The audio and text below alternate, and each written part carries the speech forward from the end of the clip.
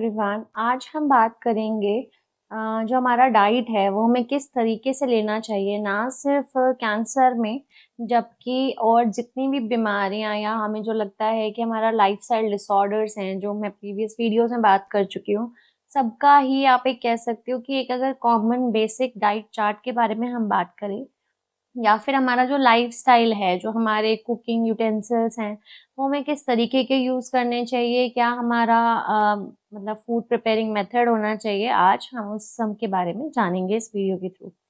तो सबसे पहला आपका आता है कि आपको अवॉइड क्या-क्या करना है। जितना भी मार्केट बेस्ड फूड है, वन्स इन अ व्हाइल जो आजकल की जनरेशन मैं कहूँगी, या फिर ओवर हर चीज़ का मिलना, मतलब ईज़िली अवेलेबल होना हर चीज़ का, तो वो कहीं न कहीं एक हमारी हैबिट बन चुका है हमारी डेली लाइफ़ में। जितना भी पैक्ड फूड है, जितना भी प्रोसेस्ड फूड है, उसने एक जगह बना ली है। बट मैं ये कहूँगी कि वन्स इन अ व्हाइल आप इनटेक उसका कर सकते हो, बहुत ज़्यादा हार्मफुल नहीं होगा, बट अगर उसका रेगुलर यूज़ होता रहेगा, तो वो आपको बीमारी दे सकता है किसी भी रूप में।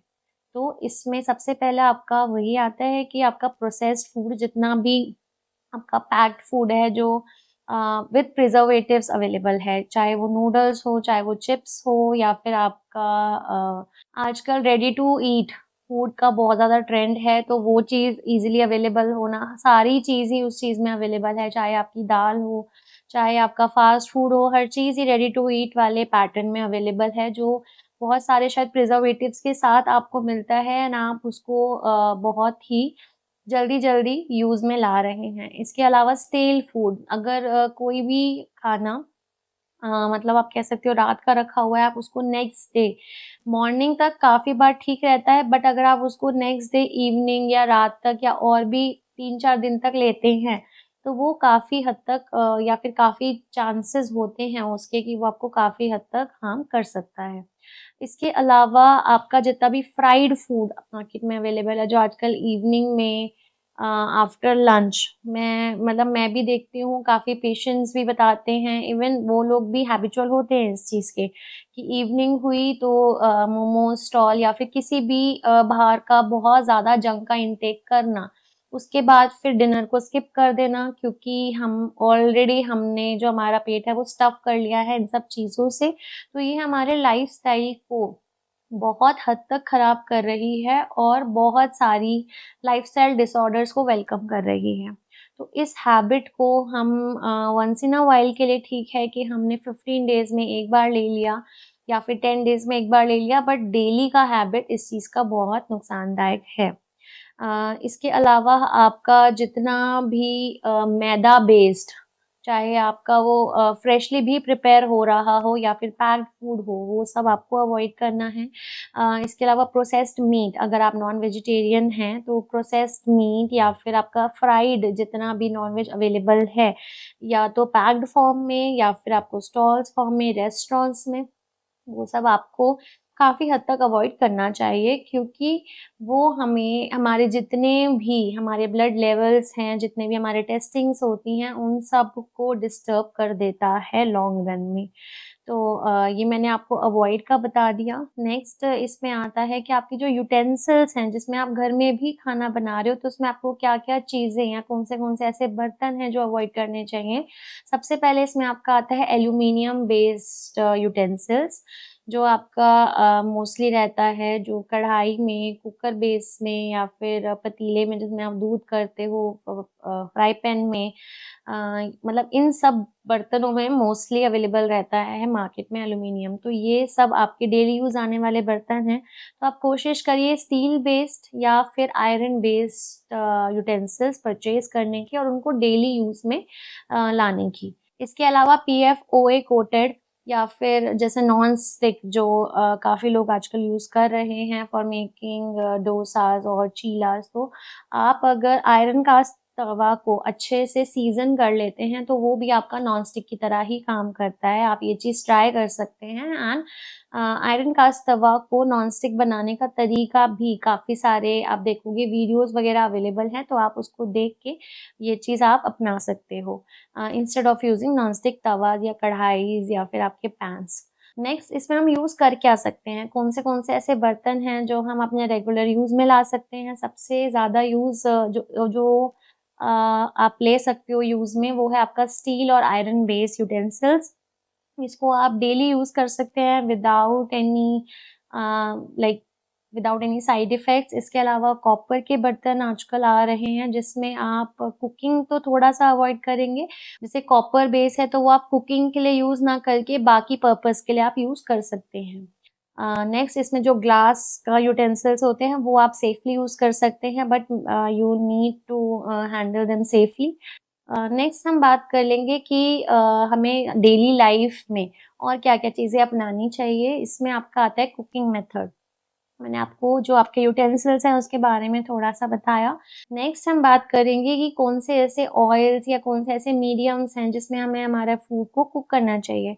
सबसे पहला इसमें आपका आता है मस्टर्ड ऑयल जो आपकी हाई ग्रेड कुकिंग के लिए सेफ रहता है। इसके अलावा सेसमे ऑयल एंड आपका olive oil, coconut oil. Coconut oil base में मोस्टली आप जितने भी आपकी वेजिटेबल्स हैं आप वो प्रिपेयर कर सकते हैं या फिर जैसे चीले या फिर जैसे चपातीज़ या parathas you can cook sesame oil में भी ये चीज़ ईज़िली आप कर सकते हैं। इसके अलावा जो मूँगफली का तेल होता है वो आप सर्दियों में यूज़ करेंगे तो काफ़ी अच्छा रहता है।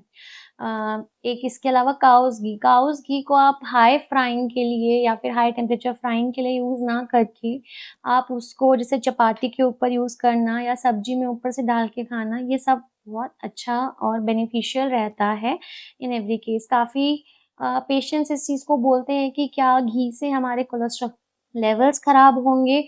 तो मैं इसका आंसर ये देना चाहूँगी कि काफ़ी केसेज़ क्या मतलब मोस्ट ऑफ द केसेज़ में ये चीज़ नहीं देखी जाती है। अगर हम काऊ घी का अच्छे से यूज़ कर रहे हैं, उसको हम ऊपर से डाल के खा रहे हैं, be it chapati, be it your parathas, be it your cheelas और योर सब्ज़ीज़। तो आप ऊपर से डाल के खाइए, ये आपके गुड फैट्स जो हमें रिक्वायर्ड हैं ऑन अ डेली बेसिस उस चीज़ का रिक्वायरमेंट फुलफिल करता है एंड आपको इंटरनली आपका जो डाइजेशन है उसको स्मूथ करता है एंड आपको ग्लोइंग स्किन एंड और भी इसके बेनिफिट्स हैं।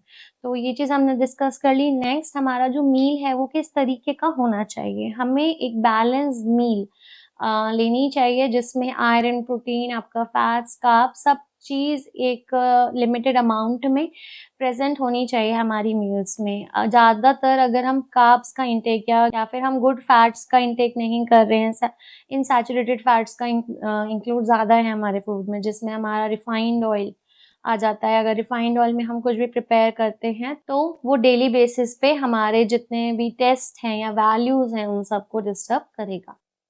तो एंड कोशिश करिए कि जैसे आयरन एंड प्रोटीन के आजकल सप्लीमेंटेशन का बहुत ज़्यादा ट्रेंड है, तो आप कोशिश करिए जितना आप मील्स में से ये चीज़ें ले पाएँ नेचुरल फॉर्म वो ज़्यादा बेटर रहता है as compare to supplementation. Some supplementation does not get absorb by our body directly, उनको भी कोई ना कोई मीडियम चाहिए होता है टू गेट एब्ज़ॉर्ब। जैसे मैं आपको एग्ज़ाम्पल दूँ, अगर हम आयरन ले लेते हैं सप्लीमेंट के फॉर्म में, so that needs vitamin C to get absorbed completely.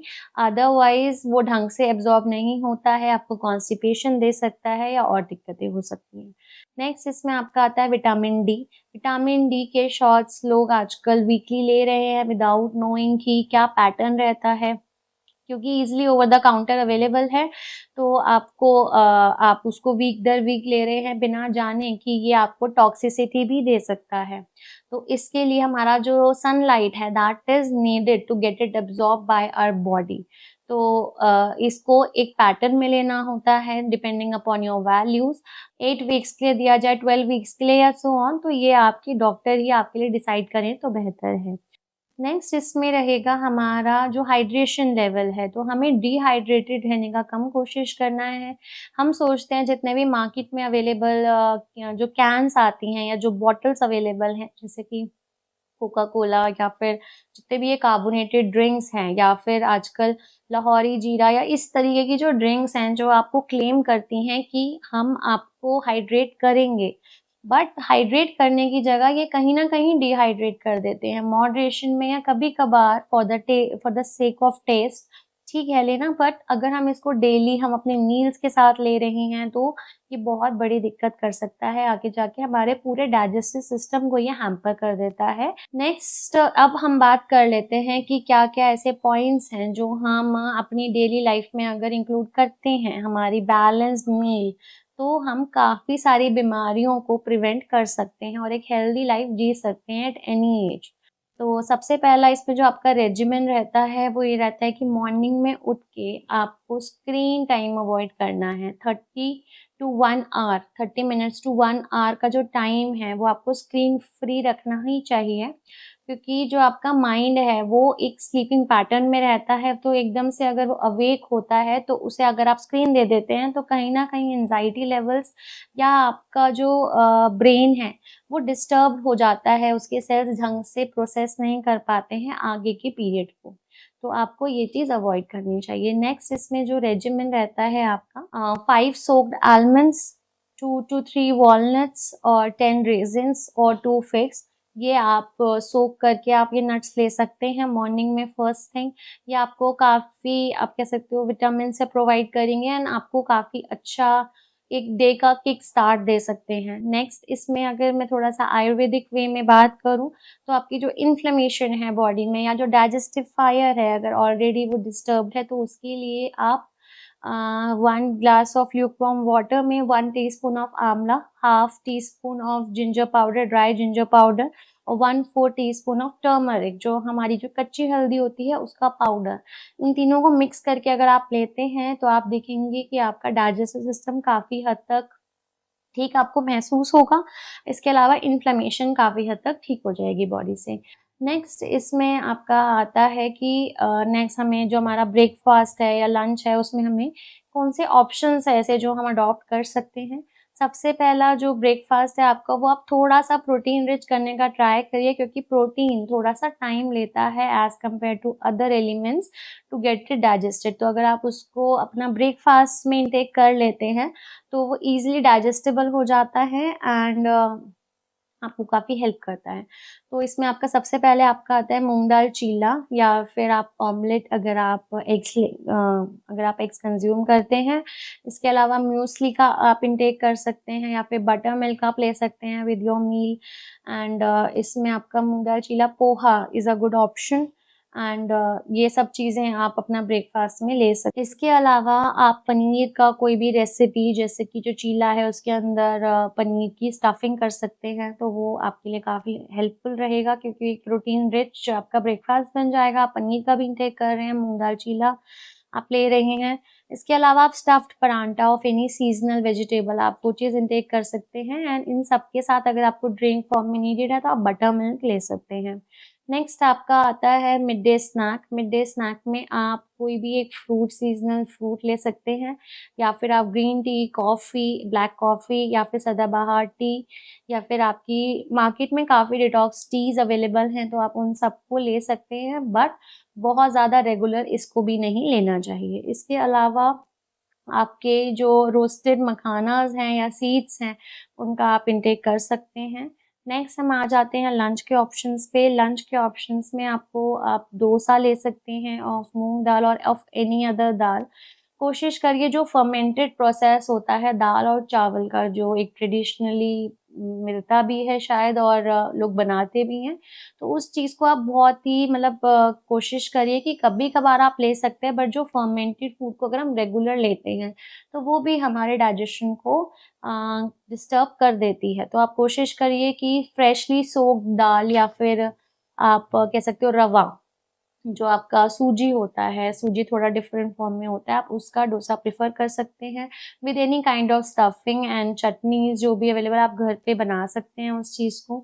इसके अलावा जो आपका राइस है उसमें व्हाइट राइस को अगर आप लेना चाहते हैं तो स्मॉल अमाउंट में you can take, otherwise red rice, brown rice, quinoa, barnyard millet, जो समा के चावल जिसे हम हिंदी में कहते हैं, वो हम प्रेफ़र कर सकते हैं ओवर रेगुलर व्हाइट आपका राइस।